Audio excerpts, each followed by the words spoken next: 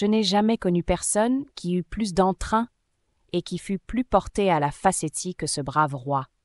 Il ne vivait que pour les farces.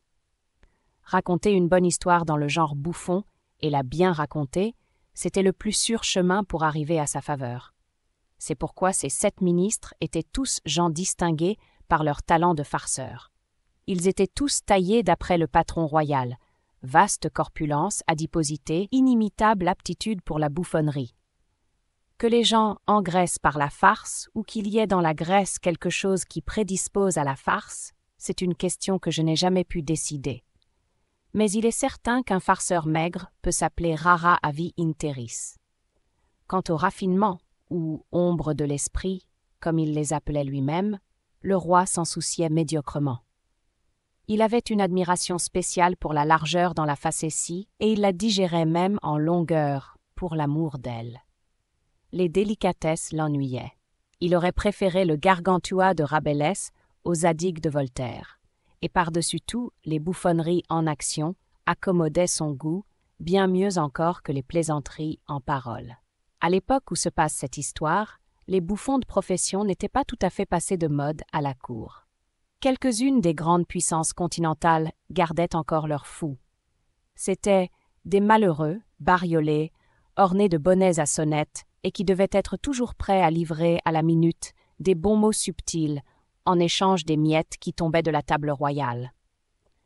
Notre roi, naturellement, avait son fou. Le fait est qu'il sentait le besoin de quelque chose dans le sens de la folie, ne fût-ce que pour contrebalancer la pesante sagesse des 7 hommes sages qui lui servaient de ministres, pour ne pas parler de lui. Néanmoins, son fou, son bouffon de profession, n'était pas seulement un fou.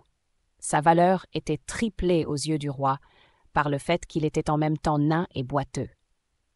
Dans ce temps-là, les nains étaient à la cour aussi communs que les fous, et plusieurs monarques auraient trouvé difficile de passer leur temps. Le temps est plus long à la cour que partout ailleurs, sans un bouffon pour les faire rire et un nain pour en rire. Mais comme je l'ai déjà remarqué, tous ces bouffons dans 99 cas sur 100 sont gras, ronds et massifs, de sorte que c'était pour notre roi une ample source d'orgueil de posséder dans Hop-Frog. C'était le nom du fou, un triple trésor en une seule personne. Je crois que le nom de Hop-Frog n'était pas celui dont l'avaient baptisé ses parrains, mais qu'il lui avait été conféré par l'assentiment unanime des 7 ministres, en raison de son impuissance à marcher comme les autres hommes. Dans le fait, Hop-Frog ne pouvait se mouvoir qu'avec une sorte d'allure interjectionnelle, quelque chose entre le saut et le tortillement, une espèce de mouvement qui était pour le roi une récréation perpétuelle, et naturellement une jouissance. Car, nonobstant la proéminence de sa panse et une bouffissure constitutionnelle de la tête, le roi passait aux yeux de toute sa cour pour un fort bel homme. Mais bien que Hop-Frog, grâce à la distorsion de ses jambes, ne put se mouvoir que très laborieusement dans un chemin ou sur un parquet, la prodigieuse puissance musculaire dont la nature avait doué ses bras, comme pour compenser l'imperfection de ses membres inférieurs, le rendait apte à accomplir maints traits d'une étonnante dextérité quand il s'agissait d'arbres, de cordes ou de quoi que ce soit où l'on pût grimper. Dans ces exercices-là, il avait plutôt l'air d'un écureuil ou d'un petit singe que d'une grenouille. Je ne saurais dire précisément de quel pays Hop-Frog était originaire. Il venait sans doute de quelque région barbare dont personne n'avait entendu parler, à une vaste distance de la cour de notre roi. Hop-Frog et une jeune fille un peu moins naine que lui, mais admirablement bien proportionnée et excellente danseuse, avaient été enlevés à leurs foyers respectifs dans des provinces limitrophes et envoyés en présent au roi par un de ces généraux chéris de la victoire. Dans de pareilles circonstances, il n'y avait rien d'étonnant à ce qu'une étroite intimité se fût établie entre les 2 petits captifs. En réalité, ils devinrent bien vite 2 amis jurés. Hop-Frog, qui bien qu'il se mît en grands frais de bouffonnerie, n'était nullement populaire, ne pouvait pas rendre à Trippetta de grands services, mais elle, en raison de sa grâce et de son exquise beauté, de naine, elle était universellement admirée et choyée. Elle possédait donc beaucoup d'influence et ne manquait jamais d'en user, en toute occasion, au profit de son cher Hop-Frog. dans une grande occasion solennelle, je ne sais plus laquelle, le roi résolut de donner un bal masqué. Et chaque fois qu'une mascarade ou toute autre fête de ce genre avait lieu à la cour, les talents de Hop Frog et de Trippetta étaient à coup sûr mis en réquisition. Hop Frog, particulièrement, était si inventif en matière de décoration, de type nouveau et de travestissement pour les bals masqués qu'il semblait que rien ne pût se faire sans son assistance. La nuit marquée pour la fête était arrivée. Une salle splendide avait été disposée sous l'œil de Trippetta, avec toute l'ingéniosité possible pour donner de l'éclat à une mascarade. Toute la cour était dans la fièvre de l'attente. Quant aux costumes et aux rôles, chacun, on le pense bien, avait fait son choix en cette matière. Beaucoup de personnes avaient déterminé les rôles qu'elles adopteraient, une semaine ou même un mois d'avance, et en somme, il n'y avait incertitude ni indécision nulle part, excepté chez le roi et ses 7 ministres. Pourquoi hésitaient-ils ? Je ne saurais le dire, à moins que ce ne fût encore une manière de farce. Plus vraisemblablement, il leur était difficile d'attraper leur idée, à cause qu'ils étaient si gros. Quoi qu'il en soit, le temps fuyait, et comme dernière ressource, ils envoyèrent chercher Trippetta et Hop Frog. Quand les 2 petits amis obéirent à l'ordre du roi, ils le trouvèrent prenant royalement le vin avec les 7 membres de son conseil privé, mais le monarque semblait de fort mauvaise humeur. Il savait que Hop Frog craignait le vin, car cette boisson excitait le pauvre boiteux jusqu'à la folie, et la folie n'est pas une manière de sentir bien réjouissante. Mais le roi aimait ses propres charges et prenait plaisir à forcer Hop Frog à boire et, suivant l'expression royale, être gai. « Viens ici, Hop Frog, dit-il, comme le bouffon et son ami entraient dans la chambre. « Avale-moi cette rasade à la santé de vos amis absents, ici Hop Frog soupira, et sers-nous de ton imaginative.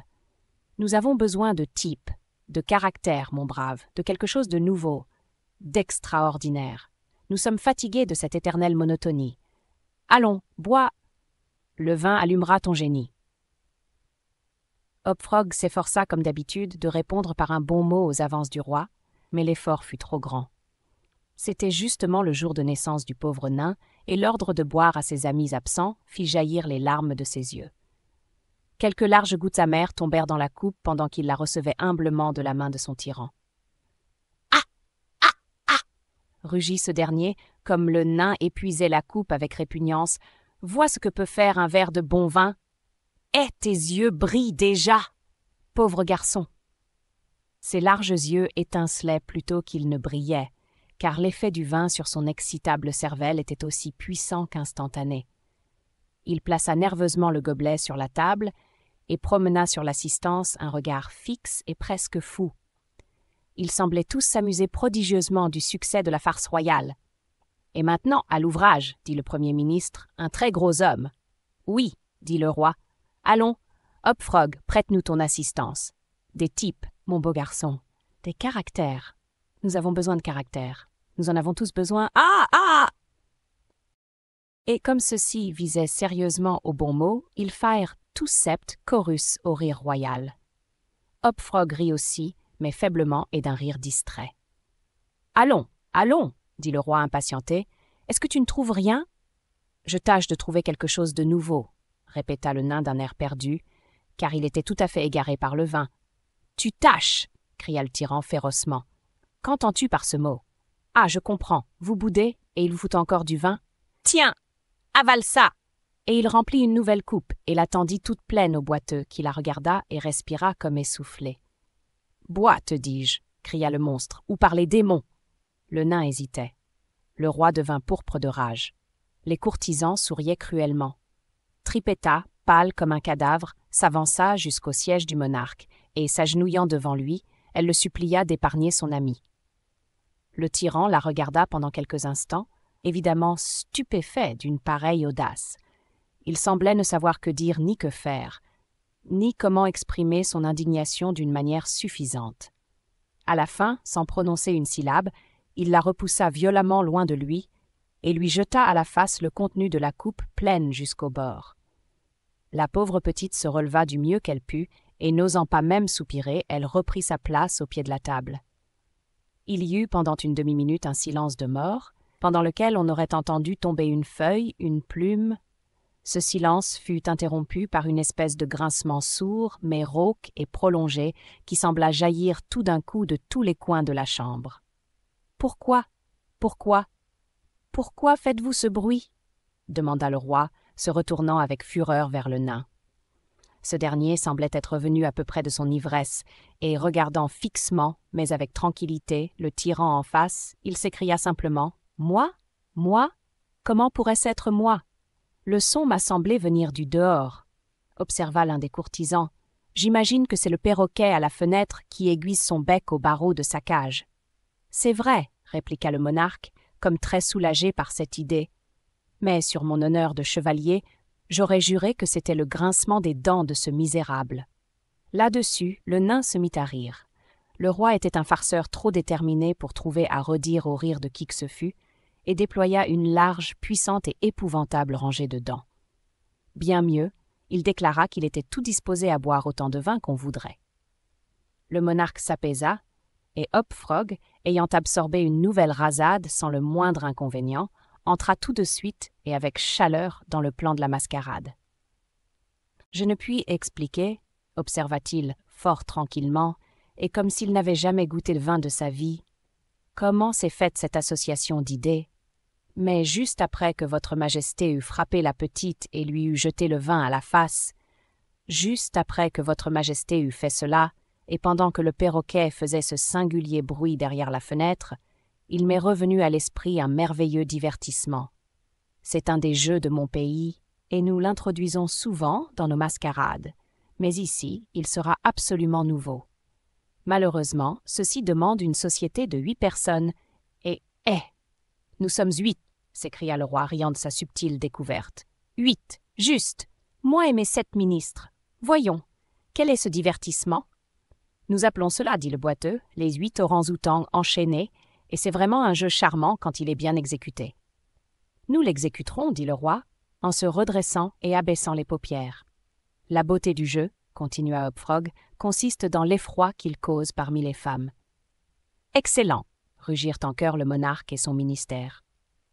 C'est moi qui vous habillerai en orang-outang, continua le nain. Fiez-vous à moi pour tout cela. La ressemblance sera si frappante que tous les masques vous prendront pour de véritables bêtes. Et naturellement, ils seront aussi terrifiés qu'étonnés. « Oh, c'est ravissant !» s'écria le roi. « Hop-Frog, nous ferons de toi un homme. » Les chaînes ont pour but d'augmenter le désordre par leur tintamarre. Vous êtes censé avoir échappé en masse à vos gardiens. Votre majesté ne peut se figurer l'effet produit, dans un bal masqué par 8 orangs-outans enchaînés, que la plupart des assistants prennent pour de véritables bêtes, se précipitant avec des cris sauvages à travers une foule d'hommes et de femmes coquettement et somptueusement vêtus. Le contraste n'a pas son pareil. « Cela sera, » dit le roi, ça. Et le conseil se leva en toute hâte, car il se faisait tard pour mettre à exécution le plan de Hop-Frog. Sa manière d'arranger tout ce monde en orang-outang était très simple, mais très suffisante pour son dessein. À l'époque où se passe cette histoire, on voyait rarement des animaux de cette espèce dans les différentes parties du monde civilisé. Et comme les imitations faites par le nain étaient suffisamment bestiales et plus que suffisamment hideuses, on crut pouvoir se fier à la ressemblance. Le roi et ses ministres furent d'abord insinués dans des chemises et des caleçons de tricot collant. Puis on les enduisit de goudron. À cet endroit de l'opération, quelqu'un de la bande suggéra l'idée de plume, mais elle fut tout d'abord rejetée par le nain, qui convainquit bien vite les 8 personnages par une démonstration oculaire que le poil d'un animal tel que l'orang-outang était bien plus fidèlement représenté par du lin. En conséquence, on en étala une couche épaisse par-dessus la couche de goudron. On se procura alors une longue chaîne. D'abord on la passa autour de la taille du roi, et on l'y assujettit, puis autour d'un autre individu de la bande, et on l'y assujettit également, puis successivement autour de chacun et de la même manière. Quand tout cet arrangement de chaînes fut achevé, en s'écartant l'un de l'autre aussi loin que possible, ils formèrent un cercle. Et pour achever la vraisemblance, Hop-Frog fit passer le reste de la chaîne à travers le cercle, en 2 diamètres, à angle droit, d'après la méthode adoptée aujourd'hui par les chasseurs de Bornéo qui prennent des chimpanzés ou d'autres grosses espèces. La grande salle dans laquelle le bal devait avoir lieu était une pièce circulaire, très élevée, et recevant la lumière du soleil par une fenêtre unique au plafond. La nuit, c'était le temps où cette salle trouvait sa destination spéciale, elle était principalement éclairée par un vaste lustre suspendu par une chaîne au centre du châssis et qui s'élevait ou s'abaissait au moyen d'un contrepoids ordinaire. Mais, pour ne pas nuire à l'élégance, ce dernier passait en dehors de la coupole et par-dessus le toit. La décoration de la salle avait été abandonnée à la surveillance de Trippetta, mais dans quelques détails, elle avait probablement été guidée par le calme jugement de son ami le nain. C'était d'après son conseil que, pour cette occasion, le lustre avait été enlevé. L'écoulement de la cire, qu'il eût été impossible d'empêcher dans une atmosphère aussi chaude, aurait causé un sérieux dommage aux riches toilettes des invités, qui, vu l'encombrement de la salle, n'auraient pas pu tous éviter le centre, c'est-à-dire la région du lustre. De nouveaux candélabres furent ajustés dans différentes parties de la salle, hors de l'espace rempli par la foule, et un flambeau, d'où s'échappait un parfum agréable, fut placé dans la main droite de chacune des cariatides qui s'élevaient contre le mur, au nombre de 50 ou 60 en tout. Les 8 orang-outans, prenant conseil de Hop-Frog, attendirent patiemment, pour faire leur entrée, que la salle fût complètement remplie de masques, c'est-à-dire jusqu'à minuit. Mais l'horloge avait à peine cessé de sonner qu'ils se précipitèrent, ou plutôt qu'ils roulèrent tous en masse, car empêchés comme ils étaient dans leur chaîne, quelques-uns tombèrent et tous trébuchèrent en entrant. La sensation parmi les masques fut prodigieuse et remplit de joie le cœur du roi. Comme on s'y attendait, le nombre des invités fut grand, qui supposèrent que ces êtres de mine féroce étaient de véritables bêtes d'une certaine espèce, sinon précisément des orang-outans. Plusieurs femmes s'évanouirent de frayeur, et si le roi n'avait pas pris la précaution d'interdire toutes les armes, lui et sa bande auraient pu payer leur plaisanterie de leur sang. Bref, ce fut une déroute générale vers les portes, mais le roi avait donné l'ordre qu'on les fermât aussitôt après son entrée, et, d'après le conseil du nain, les clés avaient été remises entre ses mains. Pendant que le tumulte était à son comble et que chaque masque ne pensait qu'à son propre salut, car, en somme, dans cette panique et cette cohue, il y avait un danger réel, on aurait pu voir la chaîne qui servait à suspendre le lustre et qui avait été également retirée, descendre, jusqu'à ce que son extrémité recourbée en crochet fût arrivée à 3 pieds du sol. Peu d'instants après, le roi et ses 7 amis, ayant roulé à travers la salle dans toutes les directions, se trouvèrent enfin au centre et en contact immédiat avec la chaîne. Pendant qu'ils étaient dans cette position, le nain, qui avait toujours marché sur leurs talons, les engageant à prendre garde à la commotion, se saisit de leur chaîne à l'intersection des 2 parties diamétrales. Alors, avec la rapidité de la pensée, il y ajusta le crochet qui servait d'ordinaire à suspendre le lustre. Et en un instant, retirée comme par un agent invisible, la chaîne remonta assez haut pour mettre le crochet hors de toute portée, et conséquemment enleva les orang-outans tous ensemble, les uns contre les autres, et face à face. Les masques, pendant ce temps, étaient à peu près revenus de leur alarme, et, comme ils commençaient à prendre tout cela pour une plaisanterie adroitement concertée, ils poussèrent un immense éclat de rire en voyant la position des singes. « Gardez-les-moi » cria alors Hop-Frog, et sa voix perçante se faisait entendre à travers le tumulte. « Gardez-les-moi, je crois que je les connais, moi. Si je peux seulement les bien voir, moi, je vous dirai tout de suite qui ils sont. » Alors, chevauchant des pieds et des mains sur les têtes de la foule, il manœuvra de manière à atteindre le mur. Puis, arrachant un flambeau à l'une des cariatides, il retourna, comme il était venu, vers le centre de la salle, bondit avec l'agilité d'un singe sur la tête du roi et grimpa de quelques pieds après la chaîne, abaissant la torche pour examiner le groupe des orang-outans et criant toujours « Je découvrirai bien vite qui ils sont !» Et alors, pendant que toute l'assemblée, y compris les singes, se tordait de rire, le bouffon poussa soudainement un sifflement aigu. La chaîne remonta vivement de 30 pieds environ, tirant avec elle les orang-outans terrifiés qui se débattaient et les laissant suspendus en l'air entre le châssis et le plancher. Hop Frog, cramponné à la chaîne, était remonté avec elle et gardait toujours sa position relativement aux 8 masques, rabattant toujours sa torche vers eux, comme s'il s'efforçait de découvrir qui il pouvait être. Toute l'assistance fut tellement stupéfiée par cette ascension qu'il en résulta un silence profond, d'1 minute environ. Mais il fut interrompu par un bruit sourd, une espèce de grincement rauque, comme celui qui avait déjà attiré l'attention du roi et de ses conseillers quand celui-ci avait jeté le vin à la face de Trippetta. Mais dans le cas présent, il n'y avait pas lieu de chercher d'où partait le bruit. Il jaillissait des dents du nain qui faisait grincer ses crocs comme s'il les broyait dans l'écume de sa bouche et dardait des yeux étincelants d'une rage folle vers le roi et ses 7 compagnons, dont les figures étaient tournées vers lui. « Ah, ah !» dit enfin le nain furibond. « Ah, ah ! Je commence à voir qui sont ces gens-là maintenant. » Alors, sous prétexte d'examiner le roi de plus près, il approcha le flambeau du vêtement de lin dont celui-ci était revêtu et qui se fondit instantanément en une nappe de flammes éclatantes. En moins d'une demi-minute, les 8 orang-outans flambaient furieusement, au milieu des cris d'une multitude qui les contemplait d'en bas, frappés d'horreur et impuissants à leur porter le plus léger secours. À la longue, les flammes jaillissant soudainement, avec plus de violence, contraignirent le bouffon à grimper plus haut sur sa chaîne, hors de leur atteinte, et pendant qu'il accomplissait cette manœuvre, la foule retomba, pour un instant encore, dans le silence. Le nain saisit l'occasion et prit de nouveau la parole.